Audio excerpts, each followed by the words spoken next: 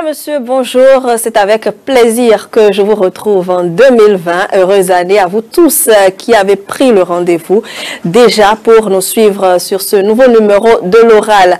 Aujourd'hui, nous parlons des hésitations, des tics. Vous le savez, ce sont des parasites. Et qui dit parasite pense déjà aux êtres qui s'invitent chez nous sans qu'on ne les invite et qui nous créent des dommages. En art oratoire, on les appelle tics. Pour en discuter aujourd'hui, pour connaître ces différents types de tics, comment les inviter, la DTM Nicole Boko est de retour sur ce plateau pour nous en parler. Bonjour DTM. Bonjour Madame Adé aussi. Bienvenue sur le plateau de l'oral, c'est un plaisir de vous retrouver. Plaisir partagé. Heureuse année, j'espère que vous avez bien fêté. Oui, merci à vous et heureuse année à vous aussi et à tout le personnel de iTélé. Merci, c'est très gentil. Alors avec vous, nous parlons aujourd'hui des tics. Oui. D'abord, les différentes sortes de tics. Il y a d'abord les tics verbaux. Qu'est-ce qu'on peut dire donc des tics verbaux? Oui. Les tics. Madame Adé aussi. Oui. Suivez-moi.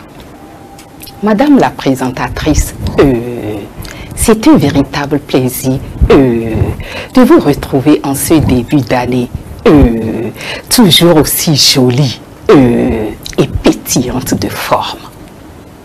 Qu'avez-vous noté dans mon propos? Beaucoup de E en tout cas. Beaucoup de E. Oui. Le mot E est intervenu plus de 5 fois en une seule phrase. Oui. Et sans compter ce geste qui revenait chaque fois. Est-ce que vous pouvez nous dire quel a été l'impact de ces E sur le compliment que je vous ai fait? On hésite un peu. Celui-ci a dit la vérité. Oui. Et finalement, on se cramponne beaucoup plus au geste, au tic. Donc le E revient et puis on s'y attarde beaucoup plus en fait. Tout à fait. Donc, ce geste, finalement, vous a quelque peu distrait. Absolument. Au lieu même d'écouter le compliment que je vous faisais. C'est exactement la même chose. Lorsque face à un auditoire, les tics viennent parasiter notre discours.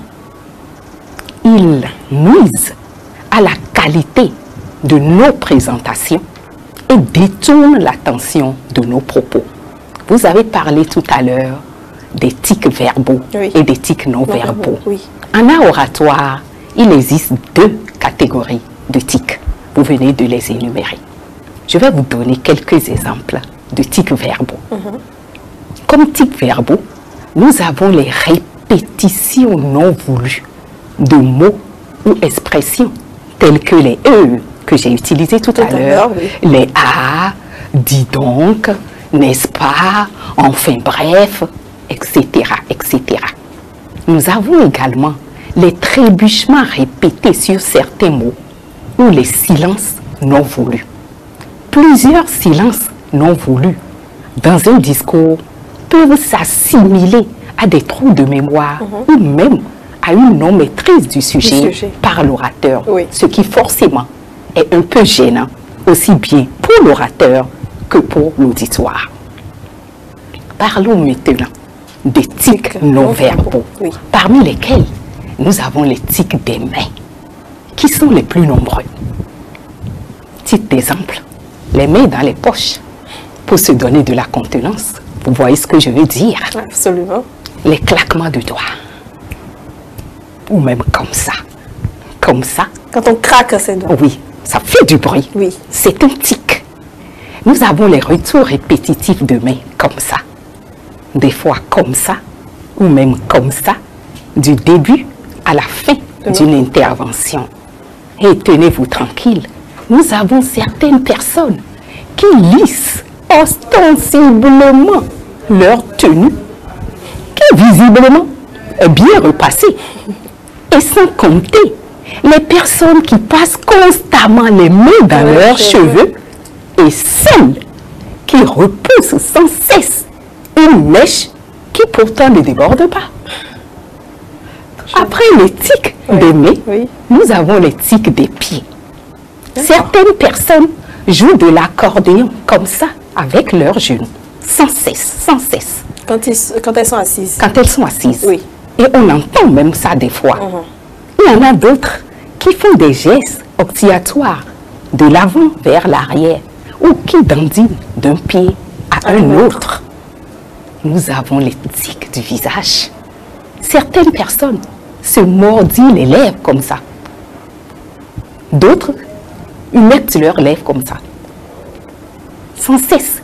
Et il y a ces personnes également qui secouent la tête de droite à gauche, de droite à gauche, comme ça, comme ça. Tout ça, c'est extrêmement distrayant pour l'auditoire. Et en fait, ça gêne même celui qui parle, l'intervenant, mais il ne sait pas forcément comment s'en débarrasser. Est-ce qu'il le remarque même, en fait, l'intervenant? C'est ça. La caractéristique de tous les tics, c'est que la plupart de leurs auteurs n'en ont même pas conscience. Les tics interviennent indépendamment de la volonté de l'orateur.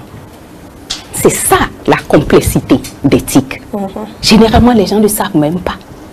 Pourquoi? Ils n'ont même pas conscience qu'un geste parasite, on a bien dit un parasite qui s'est introduit chez vous sans y être invité. Donc, un bon parasite, les gens ne savent pas forcément qu'ils sont en train de faire ce genre de choses.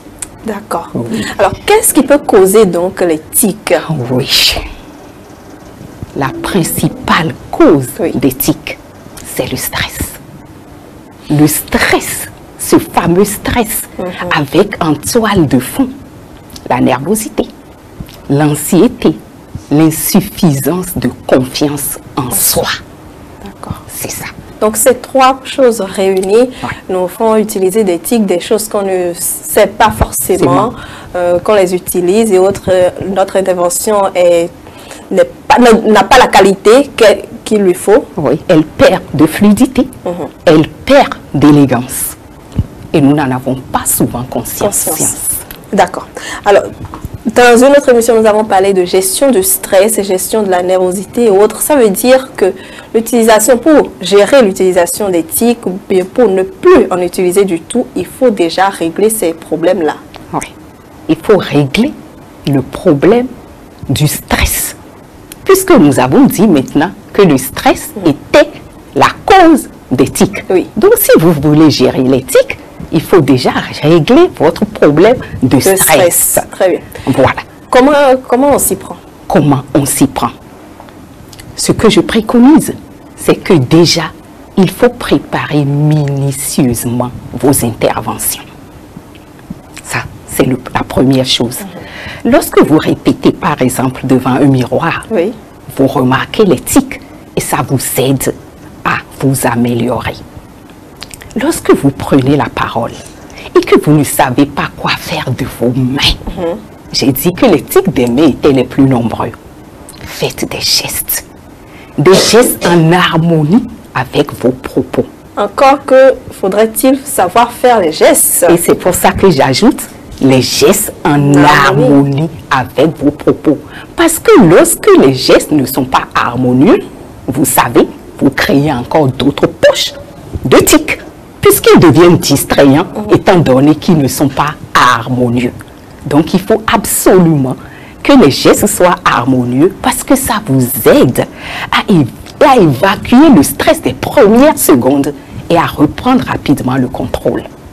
Ensuite, vous pouvez répéter plusieurs fois vos présentations devant des parents, des amis ou des collègues, afin qu'ils vous fassent une évaluation objective sur vos progrès. D'accord. Il y a ces personnes qui préfèrent rester assises pour se prononcer ou autre. Est-ce que c'est conseillé en fait pour éviter de faire le moins de tics possible? Ça dépend de l'auditoire, de la salle, du contexte. La preuve, je suis assise devant vous ici. Je ne suis pas debout. Donc, selon le contexte, vous pouvez rester assis ou vous pouvez rester debout. Dans tous les cas, lorsque vous êtes debout, c'est un peu plus confortable pour pouvoir faire des gestes. Voilà. Maintenant, lorsque vous êtes assis, ça ne vous empêche pas non plus de faire des gestes. Il faut savoir gérer votre nervosité afin que les tics ne soient pas distrayants pour l'auditoire. Donc, quelle que soit la position que vous avez, je vous ai dit tout à l'heure, ceux qui jouent de l'accordéon avec leurs genoux, quand vous êtes debout, vous ne pouvez pas vous permettre de faire ça. Mais on est tenté de le faire lorsqu'on est assis, parce que nous avons la table qui cache. Mais lorsque ça commence à être sonore, il n'y a rien à faire, les gens se demandent quel orchestre il y a dans la salle. Le bruit vient d'où? Le bruit vient d'où? Je voudrais revenir sur ces personnes qui qui n'ont pas forcément de présentation à faire, mais qui juste dans les conversations utilisent tellement de E, de A ou autre. Comment est-ce qu'elles peuvent faire pour se débarrasser de ces hésitations-là? Donc vous êtes en train de parler du commun des mortels. Exactement. Oui, qui n'a pas de discours, qui n'a pas de présentation à faire et qui se retrouve dans un cadre familial, n'importe où. Les filles le même. Dans tous les cas, que vous soyez à table avec vos enfants ou dans une réunion familiale ou avec des amis, et que quand vous prenez la parole, vous dites 10, 12, 13, 14 fois eux, il n'y a rien à faire à un moment donné. Vos amis, au lieu de vous écouter, ils vont commencer à compter vos eux. C'est naturel. Donc votre message ne passe plus. Les gens... On ne retient que l'éthique. Pas que l'éthique, mais c'est distrayant. Vous voyez certaines personnes qui se disent « Oh, il va dire son E là encore maintenant. » Il compte le E. Maintenant, il faut que dans cette assemblée, quelqu'un soit suffisamment gentil pour vous dire de manière tout à fait amicale « Les E là, c'est beaucoup. Donc, est-ce que tu peux faire un petit effort pour pouvoir... » Et c'est là, je reviens au fait qu'il faut qu'on vous le dise. Il faut que vous ayez conscience de l'impact négatif. Parce qu'on peut vous le dire sans que vous n'ayez même conscience de l'impact négatif de cette tic sur vos propos. Donc, lorsque vous prenez conscience de l'impact négatif de cette tic sur vos propos, vous vous regardez dans la glace en faisant une phrase ou deux, vous dites, dis donc, c'est pas très joli ça. Et à ce moment-là, vous prenez la décision de vous débarrasser des tics. Et là, vous demandez de l'aide. Vous pouvez vous inscrire dans un club. Alors justement, nous allons faire un tour à la régie pour suivre un peu la séance d'improvisation de Sikatos Masters Club. C'était lors de leur session. Nous allons suivre ces quelques membres qui se sont prononcés sur des sujets divers et on revient pour voir comment est-ce qu'ils se sont débrouillés.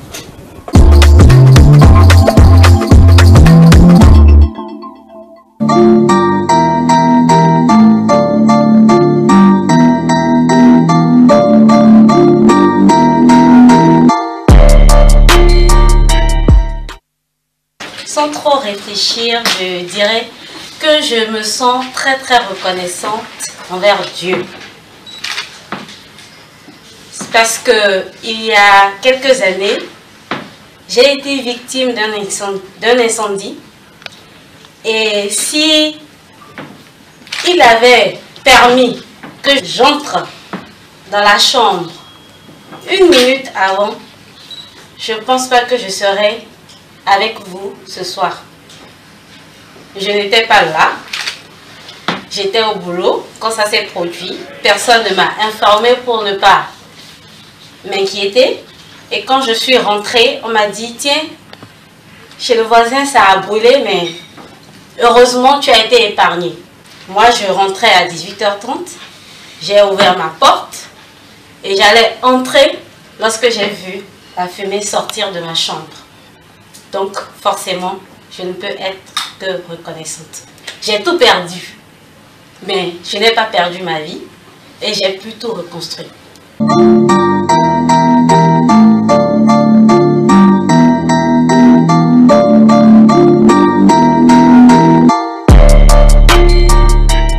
S'il vivait encore, M. Mohamed Ali, ce bosseur que tout le monde a connu sur les rings, gagner des trophées, est en réalité une vie.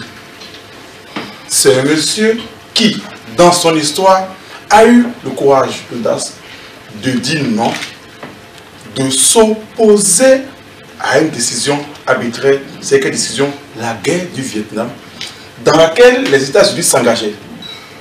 Ce monsieur, cette décision qu'il a prise lui a valu 3 ans de suspension dans toutes les compétitions internationales. 3 ans durant lesquels il a galéré et Après le rétablissement de son autorisation pour combattre, il a pu gagner les titres et cela fait de lui ce qu'il est maintenant. Ce monsieur, plus tard, dans sa vieillesse, a fait une maladie, la maladie de Parkinson, et il a accepté de donner une partie de son cerveau pour la recherche. Et actuellement, son cerveau est utilisé pour des banques de données dans la recherche sur la maladie de Parkinson.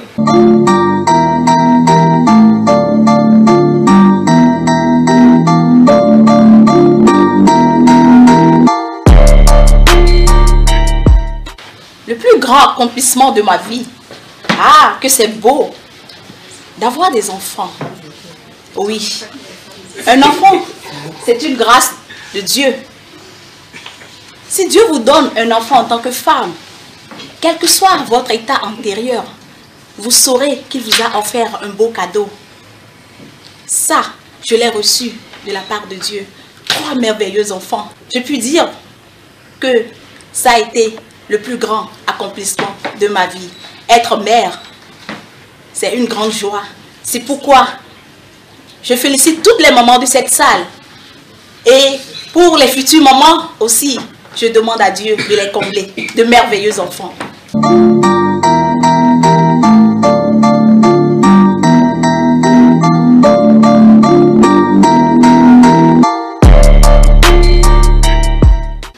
Quelle compétence avoir si ce n'est celle d'être comme ce super-héros que j'adore personnellement, que j'affectionne humainement.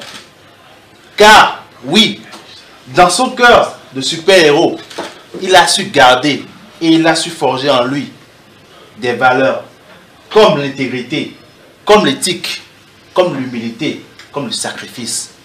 Quelle compétence avoir si ce n'est ces compétences? Je veux parler de Iron Man. Oui, j'aimerais bien avoir cette compétence qui, lui, Teddy Stark, je veux parler, a su décider au dernier moment dans son film End of Game de se sacrifier pour la planète Terre. Oui, se sacrifier, le sacrifice, c'est à cela, cette compétence que je veux avoir. Oui, monsieur le maire de la session des improvisations, c'est une très belle compétence, mais beaucoup de personnes ne le voient pas. Oui, c'est une très belle compétence, mais je crois que c'est la seule que je chercherai à avoir. Se sacrifier.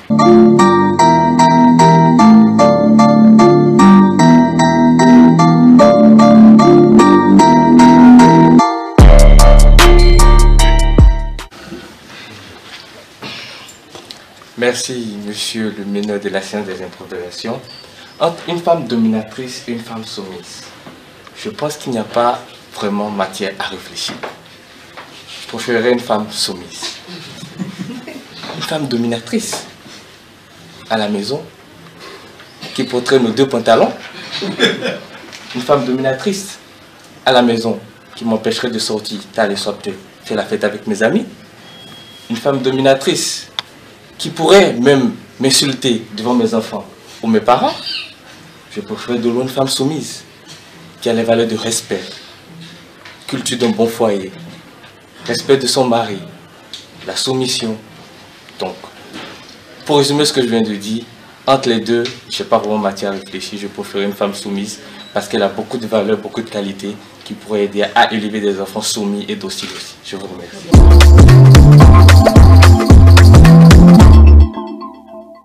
Voilà, c'était donc quelques collègues membres Toastmasters de SICA qui se sont prononcés sur des sujets divers. Vous avez suivi avec moi. Qu'est-ce que vous avez pensé de leurs prestations en matière donc de TIC et autres hésitations? Déjà, je voudrais préciser que nous sommes en séance des improvisations. Oui. Ça veut dire que toutes ces personnes n'étaient pas préparées. Absolument. Elles ont pris la parole à brûle pour point, à l'improviste. Et le résultat, vous l'avez vu, pas de tic. Ça veut dire que ces personnes ont la pratique de l'oratoire. Elles ont l'habitude de parler en public. Vous-même, vous avez vu, il n'y avait pas grand-chose à relever. La première oratrice avait des gestes harmonieux. Quand elle lève la main au ciel pour parler de Dieu, Oui. ce n'est pas un geste distrayant. Le second orateur, en parlant de Mohamed Ali, a fait comme ça 3 ans. C'est un très beau geste, rien de distrayant. Les autres orateurs qui sont passés n'avaient pas. Il n'y avait rien de comme ça. Il n'y avait pas de E, il n'y avait pas de A, ainsi de suite. Donc, la correction d'éthique et autres, c'est un processus. Ça ne se corrige pas du jour au lendemain. Ce n'est donc pas en faisant l'exercice aujourd'hui que demain, vous allez parler sans tic du tout. Madame Adé aussi, la particularité des tics, c'est qu'ils sont tenaces. Donc, c'est tout un long processus de correction pour en arriver à un résultat où vous vous débarrassez complètement d'eux. D'accord. Nous allons faire un récapitulatif de ce qu'on a dit, de ce que les téléspectateurs doivent retenir quant aux causes et également aux astuces pour pouvoir s'en débarrasser. Tout à fait. Donc, la première des choses, en matière de tics, oui, c'est qu'il faut d'abord que quelqu'un attire votre attention sur leur présence. D'accord. Ensuite, que vous preniez conscience de leur impact négatif. Et enfin, que vous décidez de vous en défaire. Et pour ça, ça nécessite que vous puissiez gérer votre stress. Et ça passe là, dans ce cas de figure, par la pratique, la répétition. Lorsque vous répétez, vous pratiquez, la conséquence est que vous gagnez un accroissement de confiance en vous-même. Et lorsque vous avez confiance en vous, forcément, vous réduisez votre stress lorsque vous parlez et vous gagnez à ce moment-là en fluidité et en élégance dans vos rendus. Merci beaucoup, Madame Mokpe, pour tous ces détails. C'est un plaisir de vous recevoir avec tous ces gestes, avec toutes ces démonstrations. On comprend toujours mieux ce qu'on dit. Donc, merci d'être passé. Je voudrais dire un mot à l'attention des téléspectateurs. Oui. Chers téléspectateurs, les tics, ce n'est pas une fatalité. Comme je l'ai dit, il faut prendre conscience de leur impact négatif. Savoir gérer le stress à travers une maîtrise de vos présentations et vous viendrez à bout de vos tics. Et à partir de ce moment-là, c'est avec beaucoup de satisfaction que vous impacterez positivement l'auditoire. Et oui, c'est bien dit, bien conclu. C'est sur ces mots que nous allons vous dire au revoir, chers amis téléspectateurs, pour vous retrouver la semaine prochaine sur notre sujet. Excellente soirée à vous.